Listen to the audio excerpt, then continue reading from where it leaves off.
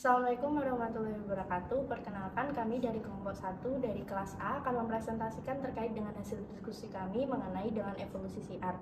Perkenalkan, nama saya Firdariana Amalina dengan NIM akhir 221. Oke, untuk pembahasan yang pertama, mari kita membahas tentang syiar sebagai dasar hukum internasional Islam.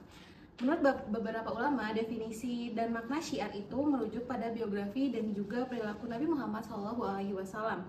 Karya-karya syiar terdahulu itu berisi panduan bagi umat Islam tentang bagaimana berperilaku terhadap orang lain.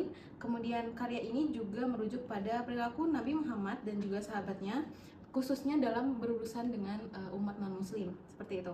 Sedangkan beberapa pendapat lain juga mendefinisikan syiar sebagai aturan jihad dalam berperang, seperti mengatur apa saja yang diperbolehkan, apa saja yang dilarang. Kemudian mereka juga membahas hal-hal yang lebih detail, seperti masalah pembagian harta rampasan, perbudakan, dan juga lain sebagainya. Pada awal abad pertengahan, para ahli hukum muslim tidak menggunakan istilah konun sendiri atau hukum internasional atau Al-Qanun Al-Dawi secara langsung, karena istilah hukum internasional itu sendiri muncul pada periode modern, yaitu setelah Perang Dunia Kedua.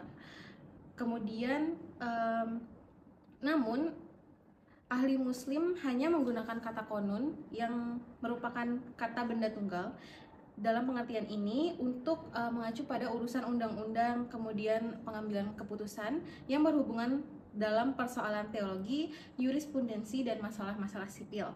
Karena itu banyak karya-karya ahli hukum Islam yang berfokus pada kebijakan administratif yang sebagian besar ditujukan untuk wazir atau wakil negara atau menteri. Namun pada abad ke-20 terdapat perkembangan dalam kajian-kajian keilmuan konun atau hukum yang berfokus pada bidang jurisprudensi Islam dan mulai menggunakan istilah konun dalam berbagai cabang syariah. Hal ini menyebabkan adanya dorongan upaya dalam membandingkan syiar dengan hukum internasional. Oleh karena itu, beberapa sarjana mendefinisikan hubungan internasional Islam sebagai syiar. Dalam pengertian yang baru, syiar adalah panduan menyusun perjanjian antara negara-negara Islam dan juga non-Islam. Tentu saja hal ini mengacu pada al-Islam dan juga sunnah. Salah satu contoh syiar modern adalah ketika konflik muncul di antara negara Islam dan non-Islam, yang mana dalam penyelesaian konflik ini diperlukan penyelesaian yang sesuai dengan syiar Islam, yaitu mencoba jalur damai terlebih dahulu. Ketika resolusi damai tidak bisa menyelesaikan suatu perkara, maka perang dibolehkan dengan syarat dilakukan secara adil dan juga defensif. Demikian, selanjutnya akan dilanjutkan dengan partner saya. Perkenalkan, nama saya Anissa Novarianti dengan NIM 2023-05-138. Di sini saya akan membahas terkait konsep dasar dari syiar itu sendiri. Ada 4 konsep dasar yang saling berkaitan dalam hukum internasional Islam yang menentukan hubungan negara Islam dengan dunia luar. Prinsip-prinsip tersebut adalah jihad, kemudian adalah Dar al-Islam yang berarti wilayah negara Islam, kemudian Dar al-Ahad yang berarti wilayah perjanjian, dan kemudian yang terakhir adalah Dar al-Harb yang berarti wilayah perang. Yang pertama adalah jihad, di mana teori hubungan internasional dalam Islam dapat diidentifikasikan dalam konsep jihad yang dimana memiliki konteks yang berbeda dalam definisinya, di mana bukan bermakna perang, tetapi maknanya adalah berjuang untuk mewujudkan sesuatu yang diyakini atau yang merupakan tujuannya. Kemudian jihad ini juga membahas terkait apa yang dilarang dan apa yang diperbolehkan dalam peperangan, juga tentang pemberian perlindungan. Jihad dalam arti yang luas juga berkaitan dengan tebusan, perbudakan, maupun barang yang diambil atau dirampas terkait dengan peperangan itu sendiri.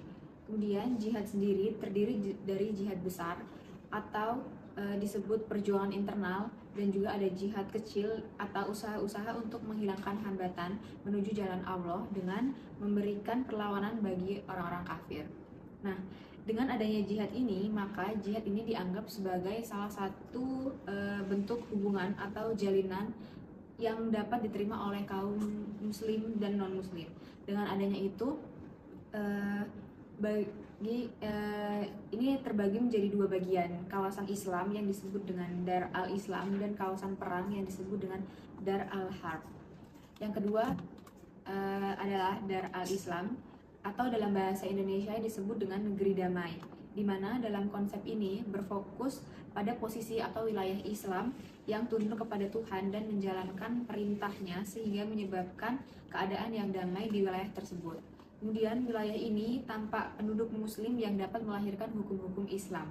Wilayah ini berisi sebagian besar oleh warga yang merupakan kaum muslim, termasuk pemegang kekuasaan dan juga pemerintahannya.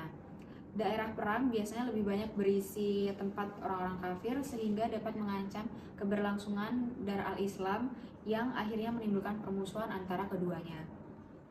Secara teori tentang hukum Islam, apabila di dalam wilayah tersebut terdapat hukum-hukum Islam, maka wilayah tersebut disebut dengan Dar al-Islam.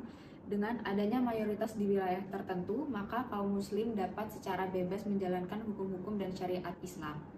Kemudian yang ketiga adalah Dar al-Harb, di mana di dalam bahasa Indonesianya ini disebut sebagai negeri perang yang di dalamnya tidak berada dalam naungan atau kekuasaan kaum muslim di luar dunia Islam.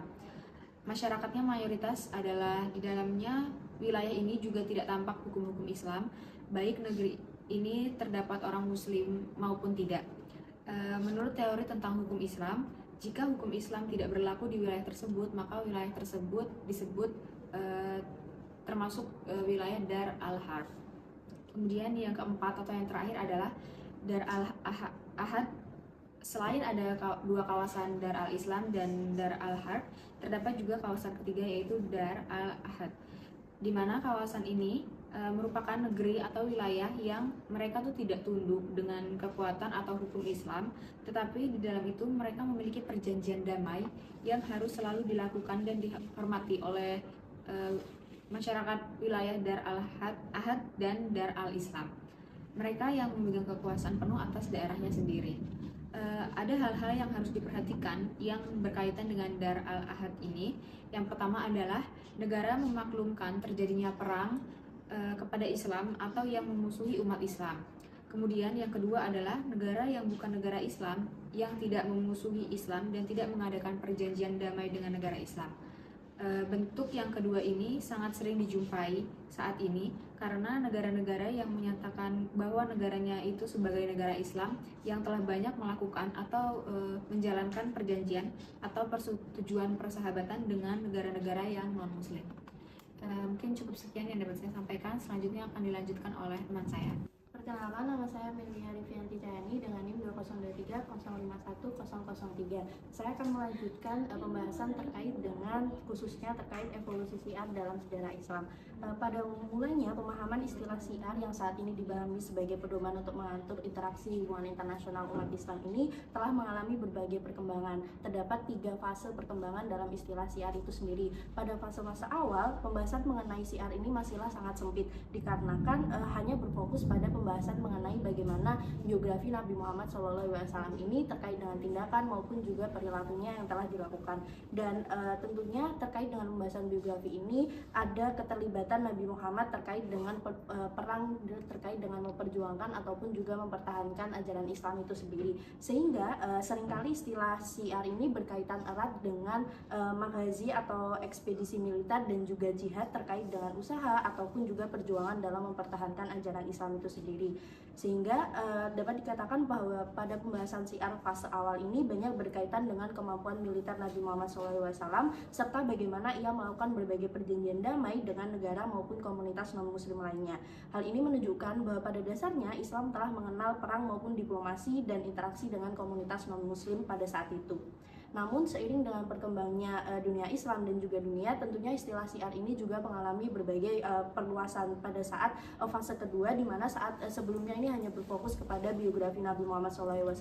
Pada fase kedua ini istilah syiar mulai memperluas pemahamannya dengan digunakan terkait dengan biografi tokoh-tokoh lainnya seperti ulama ataupun khalifah. Dan hal ini dengan adanya dokumentasi terkait dengan tokoh-tokoh selain Nabi Muhammad ini ini memainkan peran penting terkait dengan bagaimana interaksi masyarakat non-Islam ini dengan masyarakat non-Muslim secara lebih universal terkait etika ataupun juga moral dalam interaksi yang dilakukannya. Dapat dikatakan bahwa dalam perkembangan istilah syiar pada fase kedua ini menjadi sebuah landasan penting bagi Islam dalam memahami interaksi sosial antara umat Islam dengan non-Muslim lainnya. Karena pada fase ini syiar dapat memberikan pengaruh tentang bagaimana nilai-nilai sosial dalam berhubungan dengan masyarakat luas maupun non-Muslim itu sendiri.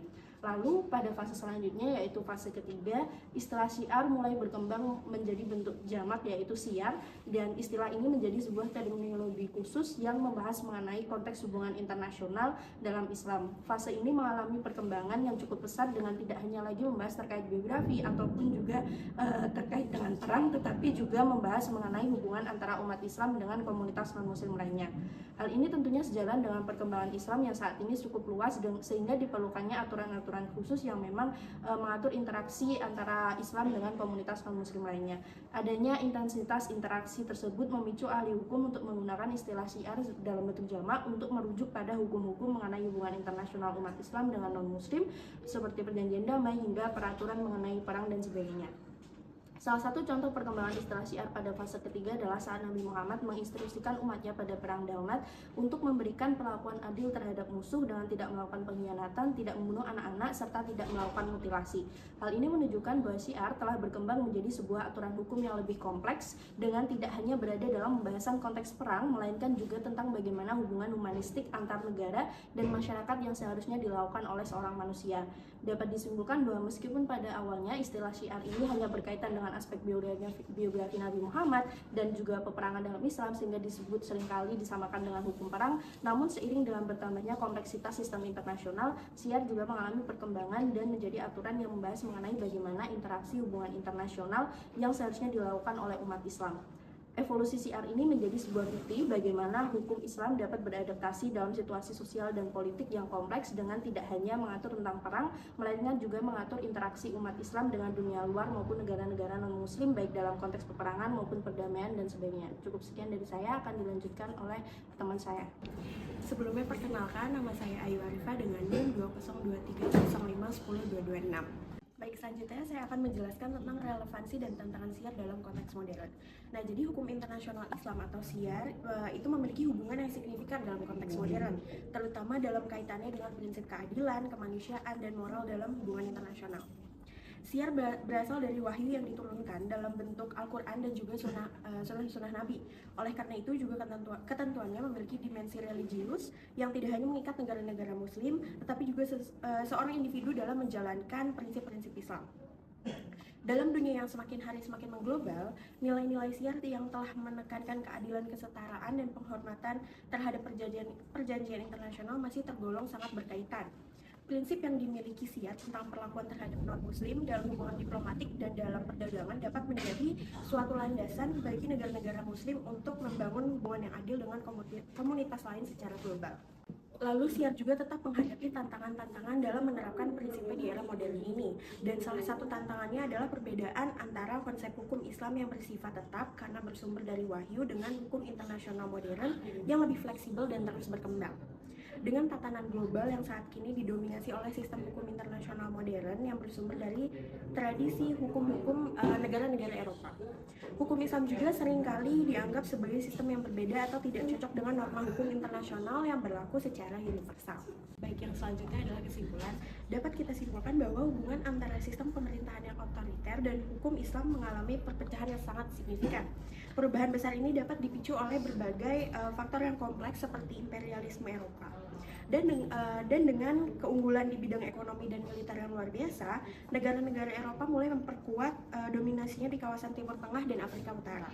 Di bawah tekanan dari negara-negara Eropa, dunia Muslim mulai mengadopsi berbagai reformasi yang meniru sistem administrasi dan hukum negara-negara Eropa secara perlahan. Reformasi ini semakin diperkuat oleh konflik internal di antara negara-negara Muslim yang semakin melemahkan pengaruh hukum Islam dalam kehidupan masyarakatnya.